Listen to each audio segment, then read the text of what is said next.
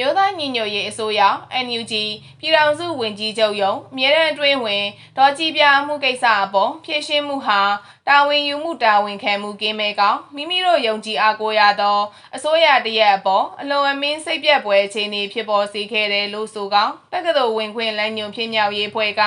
တက္ကသိုလ်ဝင်ခွင့်စတုဒ္ဓအကြိမ်ဆောင်ရွက်ခြင်းလုပ်ငန်းစဉ်မြောက်ရိုက်ကန်သံမရှိရက်ဆိုင်ကြောင်းကြီးညာခဲ့တယ်လို့တင်ရရှိပါတယ်ရှင်တရားမှုရှိခဲ့သည်ဟုတိုင်တန်းချက်အပေါ်သက်ဆိုင်ရာစုံစမ်းစစ်ဆေးရေးအဖွဲ့ရဲ့ထုတ်ပြန်ချက်များဟာယုံကြည်လက်ခံဖွယ်ရာမရှိတာကြောင့်ကျူးလွန်ခံရသူစီဒီအမ်ဝန်ထမ်းများနဲ့အတူတပ်သားရဲရက်တီပြီး၎င်းတို့အပေါ်မတရားမှုများကိုမိမိတို့လည်းထပ်တူခံစားရတယ်လို့ NUG ပညာရေးဝန်ကြီးဌာနလက်အောက်ရှိတက္ကသိုလ်ဝင်ခွင့်လမ်းညွှန်ဖြစ်မြောက်ရေးအဖွဲ့ကဆိုထားပါတယ်ဒါကြောင့်တက္ကသိုလ်ဝင်ခွင့်စတုဒ္ဓချိန်ခေါ်ဆိုခြင်းလုပ်ငန်းစဉ်များအားလုံးကိုဖေဖော်ဝါရီလ19ရက်နေ့မှာစတင်ကတစုံတရာကျေလည်မှုမရမချင်းရပ်ဆိုင်းသွားမှာဖြစ်ကြောင်းတက္ကသိုလ်ဝင်ခွင့်လျှောက်ထားကြတဲ့ကျောင်းသားကျောင်းသူများအကြားနစ်နာမှုဖြစ်နိုင်ကြောင်းကိုလည်းသိရှိနားလည်တော်လဲမတရားမှုကိုစန့်ကျင်နေတဲ့ CDN ဝန်ထမ်းရပ်ဝန်ဖြစ်သဖြင့်အခြေအနေနဲ့ရည်တည်ချက်တို့အားနားလည်ကြရန်အဆိုပါအဖွဲ့ကမေတ္တာရပ်ခံထားတယ်လို့လည်း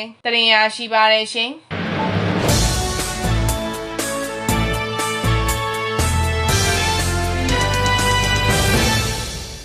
နင်သာရီတိုင်းမြိတ်ခရိုင်ပလောမြို့နယ်ရှိစစ်ကောင်စီတပ်စခန်းတစ်ခုကိုကရင်မျိုးသားလွတ်မြောက်ရေးတပ်မတော် KNLA နဲ့တဝဲမျိုးသားလွတ်မြောက်ရေးတပ်မတော် DNLA တို့ကဖေဖော်ဝါရီလ18ရက်နေ့နနက်9:00နာရီကျော်တွင်တိုက်ခိုက်သိမ်းပိုက်ခဲ့တယ်လို့တင်ရရှိပါတယ်ရှင်ပလောမြို့နယ်တောင်ခေါင်းလောင်းရွာတွင်စစ်ရင်အား28ဦးနှင့်တပ်ဆွဲထားတဲ့စစ်ကောင်စီစခန်းကိုအချိန်တနာရီကျော်ကြာတိုက်ခိုက်ပြီးနောက်အပြည့်သက်သိမ်းပိုက်ရရှိခဲ့တယ်လို့ KNLA တပ်မဟာလေအထူးတပ်ဖွဲ့မှသတင်းနဲ့ပြန်ကြားရေးတာဝန်ခံထံမှသိရှိရပါတယ်စခန်းကရွာရဲ့စာတင်ကြောင်းနဲ့ပြည်သူအိမ်တွေမှာပါတက်ဆွဲထားတာအဲဒါကြောင့်ပြည်သူလူထုကိုခေါ်ထုတ်ရင်တိုက်ပွဲဆင်နွှဲခဲ့ပါတယ်အကုန်လုံးအချိန်တနာရီကျော်ပဲကြာခဲ့ပါတယ်စကားစတွေအနေနဲ့အဲ့လောက်အစောကြီးပြေးတာတော့လွန်နာပေါ့လို့ပဲပြောချင်ပါတယ်လို့၎င်းကပြောပါတယ်အဆိုပါစခန်းကို KNLA နှင့် DNLA တပ်ဖွဲ့များမှမြေပြင်နှင့် drone ပုံကျဲမှုကိုပူးပေါင်းကတိုက်ခိုက်ခဲ့ကြောင်းနှင့်ရင်းတိုက်ခိုက်မှုအတွင်းစစ်ကောင်စီတပ်သား3ဦးသေဆုံးက3ဦးဒဏ်ရာရရှိသွားကြောင်း KNLA တပ်မဟာလေအထူးတပ်ဖွဲ့မှသတင်းပြန်ကြားရေးတာဝန်ခံကဆိုပါတယ်KNLA နဲ့ DNLA တို့ပူးပေါင်းတိုက်ခိုက်မှုကြောင့်အဆိုပါစခန်းမှာစစ်ကောင်စီတပ်သားများမှအနီးရှိတိုင်းဗဟိုစနစ်နှင့်ခလာယာ280တပ်ရင်းသို့ထွက်ပြေးသွားကြကြောင်းနှင့်စခန်းအတွင်းမှာ60မ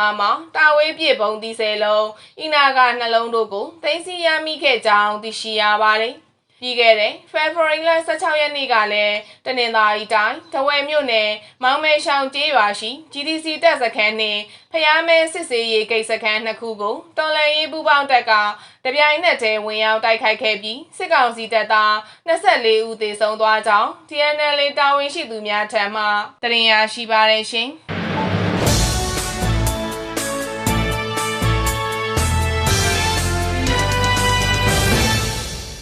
လူထောင်ကြီးသေဆုံးခဲ့ရတဲ့စကိုင်းငလင်ဘေးတွင်စကိုင်းဖီလာပြိုကျမှုမှာအသက်ရှင်လျက်လွတ်မြောက်လာသောမြေဖွား3ယောက်တို့ရဲ့အကြောင်းအားပြန်လည်ရိုက်ကူးထားတဲ့မပြိုလဲနိုင်သောနှလုံးသားများရုပ်ရှင်ဇာတ်ကားနှင့်ပတ်သက်လို့ပြည်သူများကြောင့်ဝေဖန်မှုများဖြစ်ပေါ်လျက်ရှိတယ်လို့တင်ရရှိပါတယ်ရှင်တနစ်တောင်မပြေသေးပါဘူးအခုရုပ်ရှင်ပြန်ရိုက်ထားပြီးဆိုတော့ငလင်တန်ကိုဆိုးဆိုးရွားရွားကြုံခဲ့ရတဲ့မန္တလေးစကိုင်းကလူတွေကိုအားနာကြပါအောင်အခုဆိုရင်3လပိုင်းပြန်ရောက်မှာကိုကြောက်နေကြတာအဲ့ဒီခန်းစားချက်နာကျင်မှုတွေကိုကိုချင်းစာလို့ရိုက်ပြခြင်းတယ်ဆိုရင်လဲနှစ်နေငယ်တော့စောင့်ကြအောင်ပေါ့တည်ဆုံးသွားတဲ့မိသားစုတွေပြိုလဲခဲ့တဲ့မိသားစုတွေအခုထိစိတ်တန်ရာမပြောက်ကြသေးတဲ့သူတွေကိုအားနာစိတ်ရှိရမှာဘယ်သူမှရုပ်ရှင်ပြန်ကြည့်ပြီးအတိတ်ကိုသတိရနေခြင်းမလဲလို့မန္တလေးမြို့ကန်တဦးကပြောပါတယ်ပြီးခဲ့တဲ့နှစ်မတ်လ28ရက်တွင်လှုပ်ခတ်ခဲ့တဲ့ပြင်းအား9.9အဆင့်ရှိတဲ့ပြင်းထန်ငလင်ကြောင့်သေဆုံးသူ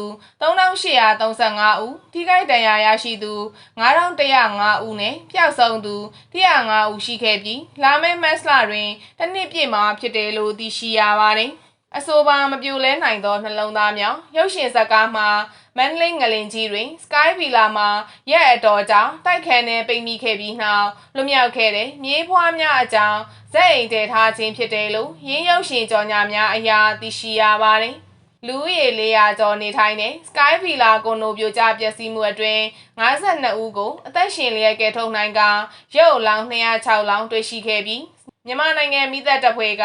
ထုတ်ပြန်ထားတယ်လို့လည်းသိရှိရပါတယ်။ဒါအပြင်ရင်းရုပ်ရှင်ဇာတ်ကားဟာလာမယ့်မိသက်တပ်ဖွဲ့နှင့်ထိမ်းမှန်အတွက်ရွယ်ရိုက်ကူးထားတဲ့ဝါရဖြန့်ရုပ်ရှင်ဖြစ်တယ်လို့ဆိုတဲ့ပြောဆိုမှုများလည်းထွက်ပေါ်နေတယ်လို့သိရှိရပါတယ်။အဆိုပါရုပ်ရှင်ကို2025အောက်တိုဘာလအတွင်းကရိုက်ကူးခဲ့က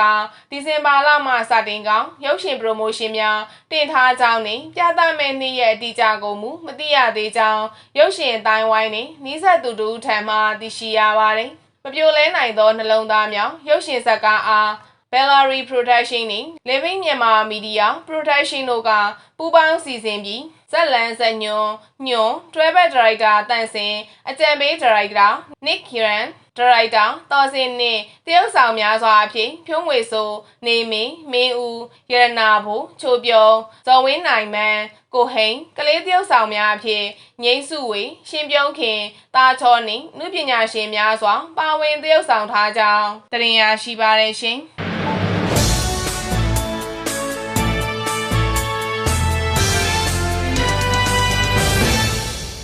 ပြင်ဦးလွေမျိုးရတနာပုံစိုက်ဘာစီတီစီမံကိန်းပြန်စားဖို့ဖွင့်ပွဲကိုစစ်ကောင်းဆောင်မင်းအောင်လှိုင်တက်မှာဖြစ်ပြီးလမ်းမိုင်းလုံခြုံရေးတွေတင်းကျပ်ထားတယ်လို့ဒေသခံများထံမှတင်ရရှိပါတယ်ရှင်။ဖေဖော်ဝါရီလ22ရက်နေ့မှာဖွင့်ပွဲပြုလုပ်မှာဖြစ်ပြီးပြင်ဦးလွေမျိုးနဲ့ပြင်စာနဲ့3000ကြီးရွာတွေမှာဆက်သွယ်ရေးကုမ္ပဏီတာဝန်ရှိသူတွေနဲ့လုပ်ငန်းရှင်တွေကြိုရောက်နေပြီလို့ဒေသခံများထံမှသိရှိရပါတယ်။ဒါအပြင်စစ်တပ်ကသူစာပေနှစ်ကစစ်တပ်အရာရှိဗိုလ်ကြီးတွေကိုလည်းအနီးစခန်းလေစိတ်ကိုပို့က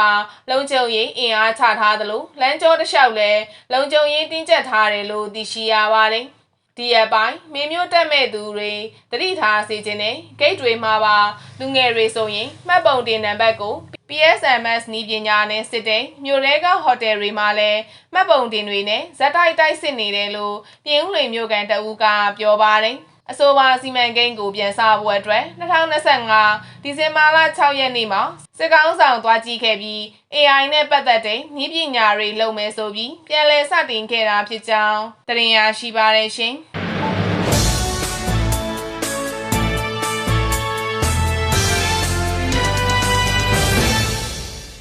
အာဏာရှင်စနစ်ဖြတ်သိမ်းပြီး Federal Democracy ပြည်ထောင်စုတည်ဆောက်နိုင်ရေးအတွက်ညီညွတ်စွာလှုံ့ဆော်ကြဖို့အမျိုးသားညီညွတ်ရေးအစိုးရ NUG ယာယီသမ္မတဒူဝါလရှိလာပြည်ထောင်စုလွှတ်တော်ကိုစားပြုကော်မတီ CRPH ဥက္ကဋ္ဌ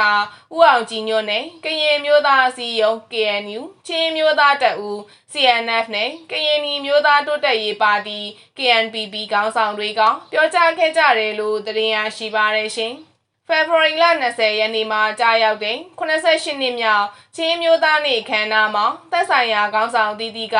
စစ်အာဏာရှင်စနစ်ချုပ်ငြိမ်းနိုင်ရေးဆောင်ရွက်ဖို့အခုလိုပြောကြားခဲ့တာလို့သိရှိရပါတယ်။ NUG ယာယီသမ္မတဒူဝါလရှိလာကပြည်ထောင်စုတည်ဆောက်ရေးမှာချင်းလူမျိုးတွေရဲ့ပါဝင်ဥဆောင်မှုက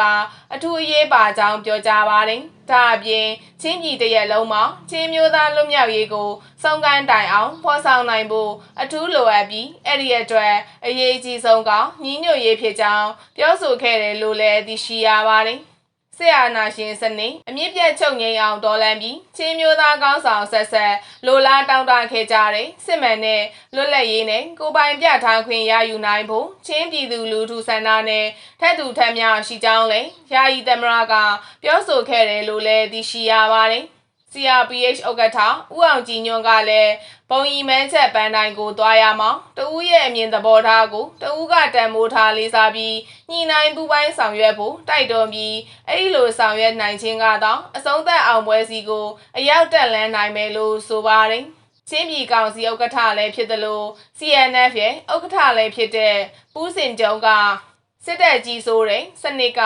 ချင်းမျိုးသားများရဲ့နိုင်ငံရေးစနစ်နဲ့ဆန့်ကျင်တဲ့အတွက်ပြည်သူစီမှာအာဏာရှိတဲ့ဒီမိုကရေစီရရှိတဲ့အထိတိုက်ပွဲဝင်သွားကြမှာဖြစ်ပါတယ်လို့ပြောဆိုခဲ့ကြောင်းသိရှိရပါတယ်။ နွေဦးတော်လှန်ရေးမှာတူညီတဲ့ရည်မှန်းချက်တွေအဖွဲ့အစည်းတိုင်းမှာရှိနေကြောင်းအဲ့ဒါတွေကတော့အာဏာရှင်စနစ်အမြင့်ပြည့်ချေမှုန်းရေး2008အခြေခံဥပဒေအပြီးတိုင်ဖျက်သိမ်းရေးအနာဂတ်ပြိုင်ပြည်ကို Federal Democracy ပြည်ထောင်စုစနစ်နဲ့တည်ဆောက်ရေးပြည်သူလူထုထံသို့အာဏာပြန်ပေးဖို့စတာတွေဖြစ်ပြီးဒီချိန်မှာ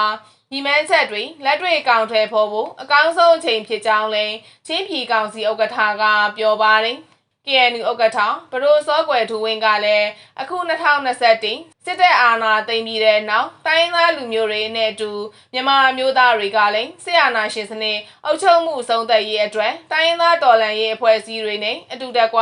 တော်လှန်တိုက်ပွဲဝင်ခဲ့ရအောင်အထူးသဖြင့်လူငယ်များရဲ့တော်လှန်တိုက်ပွဲဝင်မှုအရှိန်ဟုန်နဲ့ဖြစ်ပွားနေကြောင်းပြောဆိုခဲ့တယ်လို့လည်းသိရှိရပါတယ်ပြည်သူတွေရဲ့ကိုယ်ပိုင်ပြဋ္ဌာန်းခွင့်ကိုယ်ပိုင်ဗန္ဒာရေးအာဏာလူခွင့်ရေးကို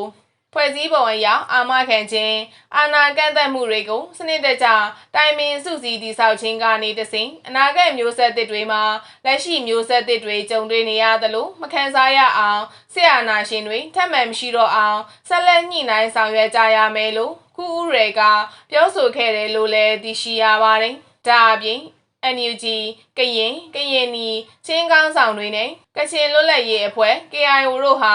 တော်လှန်ရေးကိုအောင်မြင်စွာဆုံးသက်နိုင်ရေးနဲ့ Federal ဦးဆောင်ကောင်စီတရဲ့ဖွဲ့စည်းနိုင်ရေးအတူတကွဆွေးနွေးညှိနှိုင်းလျက်ရှိတယ်လို့လည်းတင်ရရှိပါတယ်ရှင်။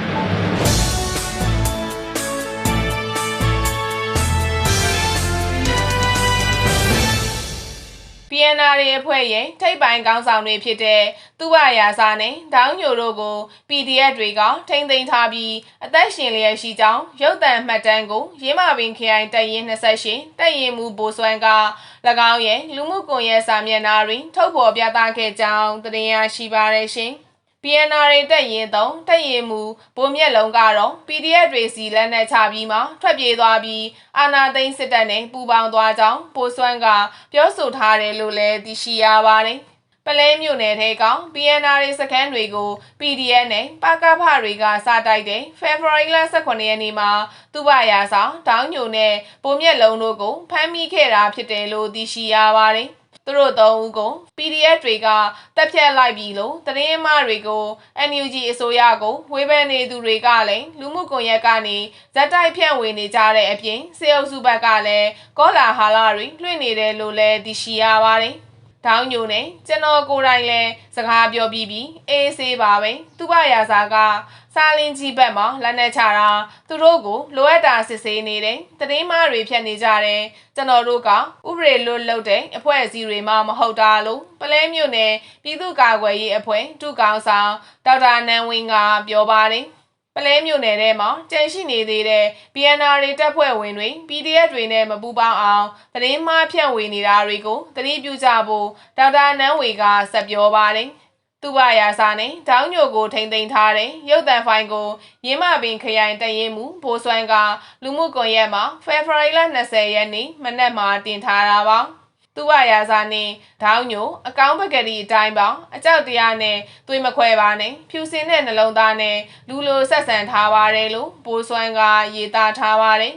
သူဝရာစာနဲ့ဒေါင်းညိုဟာစစ်အာဏာရှင်တော်လှန်ရေးအတွက်ဖွဲ့စည်းခဲ့တဲ့ဒေသကာကွယ်ရေးတပ်ဖွဲ့LPD ရဲ့ခေါင်းဆောင်တွေဖြစ်ပြီးပုံနကားကစီယုံပြီး PNR တွေမှာယာတုတွေပေးထားတာလို့သိရှိရပါတယ်။အလောင်းတော်ကတ္တဖကျိုးဝိုင်းထဲမှာစင်သက်မှုနဲ့အခြားသောရာဇဝတ်မှုနဲ့အမှုပွင့်ခံထားရတဲ့ဗိုလ်မြက်လုံးကဖေဖော်ဝါရီလ18ရက်နေ့လယ်ပိုင်းမှာ PDF တွေစီလက်နက်ချပူးပေါင်းခဲ့ပြီးမှပြန်ထွက်ပြေးသွားခဲ့တယ်လို့သိရှိရပါတယ်။မျက်လုံးထွက်ပြေးပြီးစစ်ကောင်စီနဲ့ပူးပေါင်းသွားတဲ့သတင်းမှန်ကန်တယ်လို့ဒေါက်တာနန်းဝင်းထံမှသိရှိရပါတယ်။ PNR တပ်ဖွဲ့မှာအင်အားအများဆုံး300-400ခန့်ပဲရှိနိုင်တယ်လို့ NUG ပြည်ထရေးနဲ့လူဝင်မှုကြီးကြပ်ရေးဒုဝန်ကြီးဦးကျော်နီကခန့်မှန်းထားပြီးဖေဖော်ဝါရီလ18ရက်နေ့ထိတပ်ဖွဲ့ဝင်150ကျော်ကလာရောက်ပူးပေါင်းတာဖမ်းမိတာတွေရှိတယ်လို့ NUG ကထုတ်ပြန်ထားတယ်လို့သိရှိရပါတယ်။ဒါအပြင်ရင်းမာပင်ခရိုင်တွင် PNR က